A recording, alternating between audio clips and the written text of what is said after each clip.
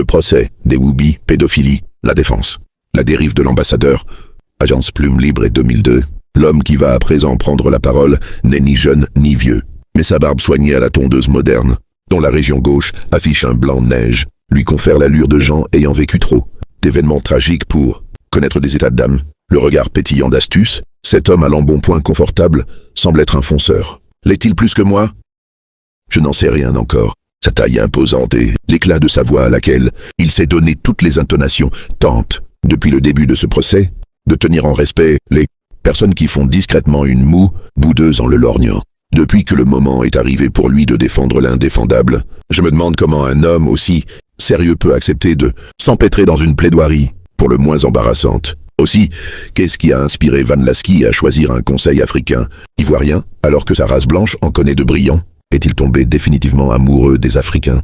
Nos compétences commencent-elles vraiment à s'imposer sur le plan international? Ce mystique Eugène doit avoir tout de même une sacrée chance. Monsieur le Président, commence de sa voix de stentor l'avocat de la défense. Maître Eugène Gbeliakou en se levant, notre tâche ici de plaideur et de pédagogue nous semble délicieuse parce que, aisée, le thème que nous traitons, aujourd'hui a déjà déployé ses charmes sous d'autres cieux et rallie bien des cœurs ici, même en Côte d'Ivoire. Ah, s'écrie-t-il l'index dressé, si les murs pouvaient parler, si tous ces visages qui nous regardent et nous écoutent en ce moment pouvaient nous venir déposer. Malheureusement, il y a des actes que l'on est prompt à poser mais qu'on n'est pas disposé à avouer.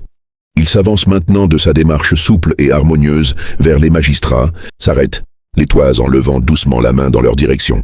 La voix devient mélodieuse mais persuasive. Mesdames et messieurs les membres du tribunal, nous supposons que nous sommes dans un état de droit, dans un pays où la démocratie se ferait chaque jour un peu plus son chemin, de sorte que chaque individu, soucieux de son épanouissement, acquiert ou devrait acquérir la liberté de cultiver les pratiques qui assurent cette plénitude dans la société. Que de problèmes et d'angoisses minant notre existence quotidienne ici-bas pour que l'homme cherche à s'évader, à diversifier ses moyens de distraction et d'épanouissement. Ne sommes-nous pas dans un monde qui bouge, un monde où tout bouge? Si la science, la technologie et les habitudes sociales s'améliorent, pourquoi les pratiques sexuelles ou la révolution érotique seraient-elles un vain mot? Il tourne vers moi sa figure placide d'homme de défi, arrondit ses épaules en poursuivant sa marche aisée et son envolée défensive. L'homme est nature. Oh, quel truisme que de le dire. L'homosexualité également. Qu'on arrête donc de nous faire croire, certainement par ignorance, que c'est une invention de notre client. Elle est aussi vieille que le monde et penser que cette attitude humaine est une perversion de la nature et non seulement faire preuve de cécité intellectuelle, de manque de culture, mais témoigne également d'un comportement antidémocratique. Ah, que de féodaux au cellulaire, que d'esclavagistes épris d'Internet, voilà le contraste. Je n'aurais pas pensé qu'il pouvait me décocher des flèches aussi empoisonnées. Je me sens petit dans mes souliers, et c'est devant moi qu'il marque le pas pour essuyer ses lunettes avant d'enchaîner en se retournant, la voix brûlante. Votre honneur, c'est parce que l'acte sexuel, nous parlons ici du sexe anatomique, est naturel qu'il est pratiqué autant par les humains que par les animaux aussi, bien pour leurs besoins biologiques, ludiques, que pour la procréation. Si tel n'était pas le cas pour l'homosexualité, dont on fait aujourd'hui le procès, comment expliquer, interroge-t-il la paume en l'air. Oui, mesdames et messieurs, comment comprendre qu'elle dépasse le comportement humain pour être également dans les habitudes de certaines espèces animales? Les études des chercheurs Chevalier Skolnikov, Kempf, Sad, Erwin, Maple et Morris ont montré qu'il a été observé, chez les primates voisins de l'humain, des deux sexes, en milieu naturel comme en captivité, des composantes sexuelles inversées. Cette observation du coït anal non enseigné par les humains a été faite chez les macaques arctoïdes, les macaques mulatas et chez les orang-outans. Mais ces animaux ne se sont pas contentés de la pénétration anale. Ils ont même développé un mode sexuel qui repose sur l'excitation des organes génitaux, l'érection, la manipulation manuelle génitale du partenaire et la succion. Chose que toute personne moderne se doit de connaître au jour où sous peine de rencontrer des échecs répétés dans sa vie affective. Donc, renchérit-il en évoluant du côté de l'assistance silencieuse, si ce besoin est commun aux humains et aux bêtes, primates proches des humains, c'est parce qu'il porte une marque divine. C'est parce qu'il a en lui la flamme de celui qui est le principe de toute chose. Dieu, oui, Dieu, insiste-t-il en faisant le signe de la prise de pouvoir. Et vous nous parlerez là de Sodome et de Gomorrhe, et d'autres passages accablants de la Bible. Mais, laissons Sodome et Gomorrhe à leur époque et évoluons avec notre temps, recommande-t-il en tournant les paumes vers l'extérieur. Les choses changent, par la volonté du même Tout-Puissant. Et grâce à la patine lénifiante du temps, l'homosexualité a acquis la classe des âmes distinguées de la société. S'appuyant contre la barre avec un air pontifiant, il expédie un regard circulaire et expressif sur le prétoire et argumente, le verbe radouci.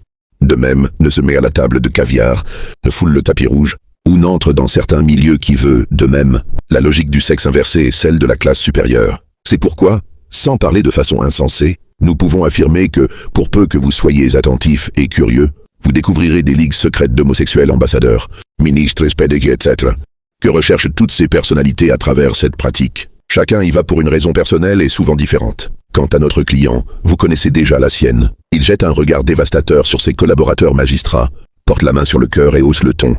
Ah, si les murs pouvaient être déposés, notre tâche serait encore plus aisée. Combien sont-ils ces hommes qui, entre quatre murs, à l'abri des regards et de l'opinion, s'abstiennent de sodomiser leurs femmes ou leurs petites amies pour rompre la monotonie sexuelle? Combien sont-ils, même parmi nos illustres magistrats ici tapis, les âmes qui ne seraient pas un jour tentées par pareille expérience où la notion de perversion est une entrave à l'épanouissement du sujet? Il en existe certes qui luttent contre leurs instincts et autres pulsions biologiques légitimes. Mais il y en a également qui, il montre du doigt Van Lasky, à l'instar de notre client, secrètement, trouvent le meilleur plaisir dans cette voie qu'ici, en Côte d'Ivoire, l'opinion semble condamner. Le public est visiblement suspendu à ses lèvres, les yeux exorbités. J'aperçois là-bas sur un visage huileux, un sourire peut-être ironique.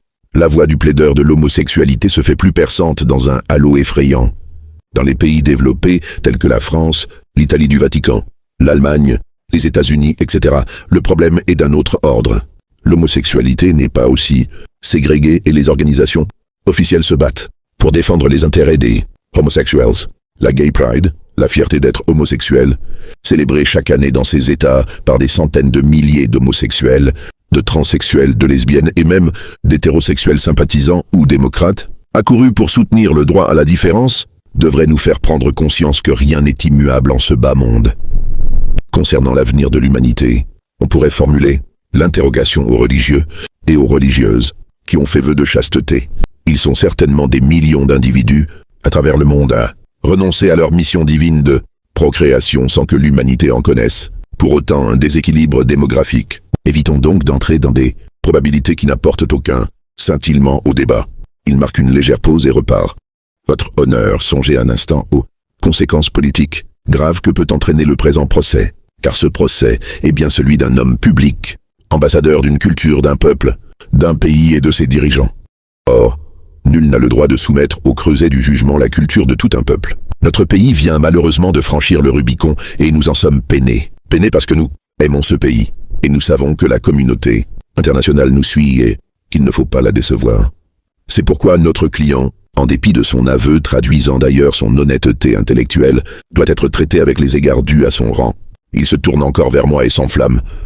Mesdames et messieurs, nous avons écouté dans cette salle la déposition ahurissante et combien révélatrice du témoin Bill et Adolphe. Il nous a fait comprendre que la partie civile et lui sont des proxénètes. Ils ont conduit le jeune Yapo, pour une raison purement égoïste, chez notre client. Selon lui, il voulait des preuves. Des preuves pour condamner un homme vertueux dont la réussite sociale est jalousée. Ainsi ont-ils éveillé en Yapodonie le goût de l'homosexualité, sans le prévenir des faiblesses de cette pratique et l'ont abandonné. Le drame s'est produit, et voilà que nos deux pervers proxénètes se découvrent un cœur tendre. Nous sommes persuadés que les larmes de crocodile n'attendriront pas votre intelligence éveillée, car les délits de racolage et de proxénétisme sont condamnés par le code pénal ivoirien, et ces messieurs doivent être poursuivis comme co-responsables de la mort de Yapodonie. Mais ne nous trompons pas de procès. Votre honneur, notre client n'est, dans tous les cas de figure, qu'un amoureux éperdu. Je surprends Célestine sur son banc. Sa figure avenante semble tiraillée de brusques crispations. Elle doit passer un moment pénible. Pauvre Célestine. Elle voulait un mari paisible. Elle a eu un époux provocateur, un problème. Mejibeliakou, lui, continue, la main sur le cœur, la voix ironique. La criminalité de son acte est donc nuancée. Puisqu'il s'agit d'une question de cœur, il a aimé. Qui d'entre vous, d'entre nous, n'a jamais aimé à la folie dans sa vie? L'amour justifie tout, même l'impensable. Et si des accidents se sont produits au cours de ces relations, cela est arrivé à sa grande désolation et au regret de tous. Aussi, harceler un amant, le terme est inapproprié. Il s'agit plutôt de négocier la reconquête d'un bien-aimé, l'estime de quelqu'un avec qui l'on a déjà partagé le lit, et vécu des moments inoubliables, dans le dessein, bien évidemment, d'obtenir ou de retrouver des faveurs habituelles, de nature sexuelle. Qu'y a-t-il là de vraiment dramatique? Pourquoi la partie civile et le ministère public veulent-ils chercher la main de Satan, là où s'expriment des choses simples et naturelles? Pourquoi cette discrimination et ces préjugés? Qu'est-ce qui motive cette homophobie? À qui cela n'est-il jamais arrivé de retrouver son épouse retranchée, pour une raison ou pour une autre, dans sa famille, et de la supplier afin qu'elle consente à regagner son foyer? Qui n'a jamais envoyé un ami commun essayer de ramener son ami en colère à la raison? Nous ne sommes donc pas en présence d'un harcèlement sexuel, mais plutôt d'une tentative de réconciliation. Cela peut vous paraître répréhensible, mais c'est cela l'amour. On ne condamne pas l'amour comme on ne l'explique pas. On ne brime pas l'amour, on le comprend. On le guide, on l'instruit. Le procureur amenant le dévisage d'un air perplexe, comme toute la salle d'ailleurs. Je jauge le président d'un regard rapide. Pendant ce temps, la défense, elle, fonce de ses yeux résolus et provoquants sur un ton réitérant. Mesdames et messieurs, vous qui êtes la lumière de la justice, vous savez que l'homosexualité n'est pas une pratique monstrueuse. C'est l'aboutissement bienheureux de l'évolution humaine. Et tout code moral, qui a pour objectif de réduire l'expression du sexe chez un couple, qu'il soit hétérosexuel ou homosexuel, est néfaste pour la liberté de ce couple. Car dans l'existence humaine, dans la vie des couples, il y a des partenaires dits arbitrairement puritains et les autres, parmi lesquels notre client. Et dans toute société civilisée, il faut respecter la liberté de la minorité et donc reconnaître ici et maintenant le droit à la différence.